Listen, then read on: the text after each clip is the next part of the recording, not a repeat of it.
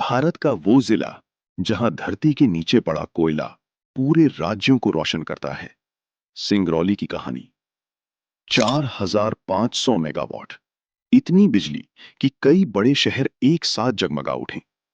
लेकिन अगर आज से 70-80 साल पहले इस जगह को देखा जाता तो यहां ना विशाल चिमनियां थीं, ना कूलिंग टावर, ना हाई वोल्टेज ट्रांसमिशन लाइनें। सिर्फ जंगल थे, पहाड़ थे और जमीन के नीचे दबा करोड़ों टन कोयला। उसी कोयले के ऊपर इंजीनियरों ने खड़ा कर दिया भारत के सबसे बड़े ऊर्जा क्षेत्रों में से एक, सिंगरौली।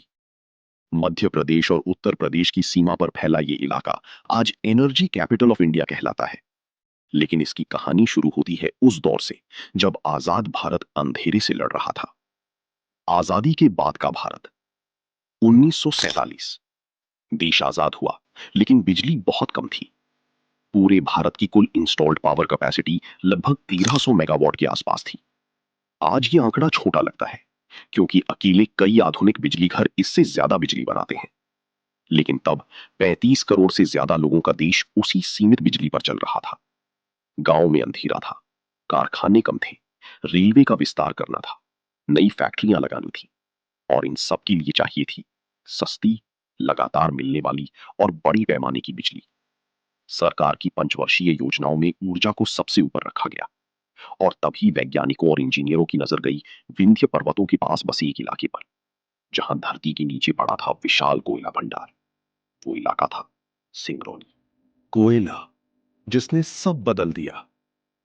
भूवैज्ञानिक सर्वेक्षणों में पता चला कि सिंगरौली क्षेत्र में अरबों टन कोयला मौजूद है। ये कोयला थर्मल पावर प्लांट्स के लिए आदर्श था। लेकिन एक समस्या थी, ये इलाका दूर दराज था, घने जंगल, कच्चे रास्ते, बहुत कम आबादी। तब तक यहां बड़े पैमाने पर उद्योग लगाना लगभग असंभव माना जाता था। फिर आया एक ऐसा फैसला जिसने सब बदल दिया, रेल लाइन।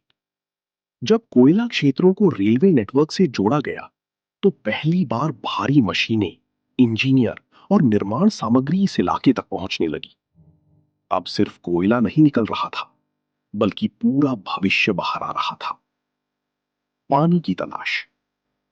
लेकिन सिर्फ कोयला काफी नहीं था। थर्मल पावर प्लांट्स चलाने के लिए चाहिए भारी मात्रा में पानी, और इसके लिए चुनी गई रिहांद रिवर।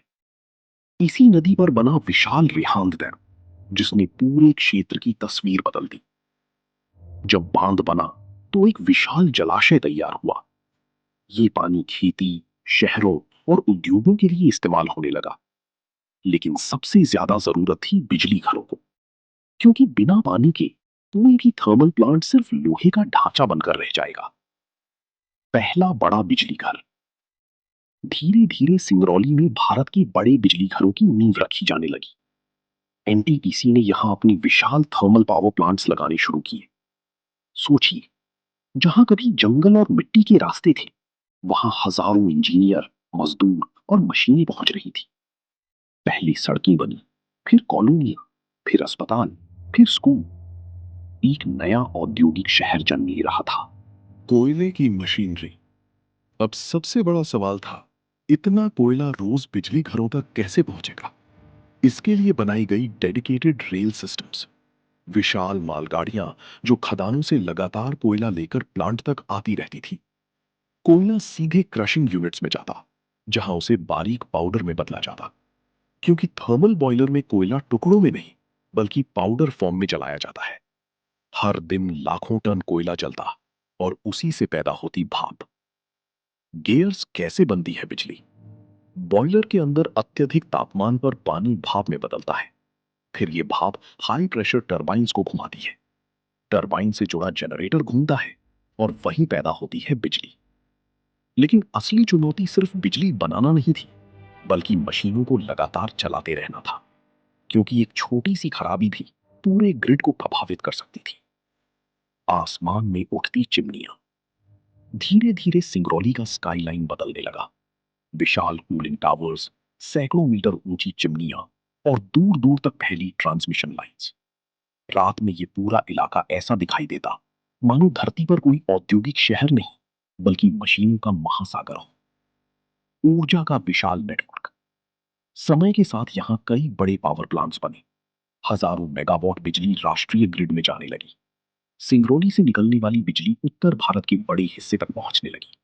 घरों की रोशनी, कारखानों की मशीनें, रेलवे, शहर, सब कहीं ना कहीं इस ऊर्जा क्षेत्र से जुड़े थे।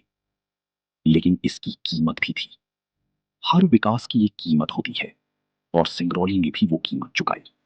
खदानों की धूल, थर्मल प्लांट्स की फ्लाई ऐश, जंगलों की कटाई और विस्थापित होते गांव। ये कहानी सिर्फ रोशनी की नहीं थी, ये उन लोगों की भी कहानी थी जिनकी जमीनों ये विकास खड़ा हुआ। पर्यावरण विशेषज्ञों ने कई बार चेतावनी दी कि लगातार प्रदूषण इस क्षेत्र के लिए खतरा बन सकता है। धीरे धीरे क्लीनर टेक्नोलॉजीज पर ध्यान बढ़ाया गया। नई सुपर क्रिटिकल यूनिट्स लाई गई जो कम कोयले में ज्यादा बिजली बना सकें। नई पीढ़ी की तकनीक, आज सिंगरौली में मॉडर्न थर्मल टेक्नोलॉजी इस्तेमाल की जा रही है। उच्च तापमान और दबाव वाली स्टीम सिस्टम्स, बेहतर एफिशिएंसी, कम एमिशन। अब लक्ष्य सिर्फ ज्यादा बिजली बनाना नहीं, बल्कि कम नुकसान के साथ बिजली बनाना है। एक समय था जब ये इलाका सिर्फ जंगल और कोयले की धरती था। आज ये भारत की ऊर्जा धड़कनों में से एक है। नदियों का पानी, धरती के नीचे का कोयला, इंजीनियरों की योजनाएं और मजदूरों की मेहनत, इन सब ने मिलकर सिंगरौली को सिर्फ एक जिला नहीं, बल्कि आधुनिक भारत की ऊर्जा शक्ति बना दिया। लेकिन ये कहानी हमें एक और बात याद दिलाती है। रोशनी हमेशा कहीं ना कहीं आग से पैदा होती है। और सवाल ये है कि आने वाले समय में हम उस रोशनी को कितना संतुलित बना पाएंगे। अगर आपको ये डॉक्यूमेंट्री पसंद आई हो तो वीडियो को लाइक करें, और ऐसी ही मेगा प्रोजेक्ट्स की कहानियों के लिए चैनल को सब्सक्राइब जरूर करें। मिलते हैं अगली कहानी में।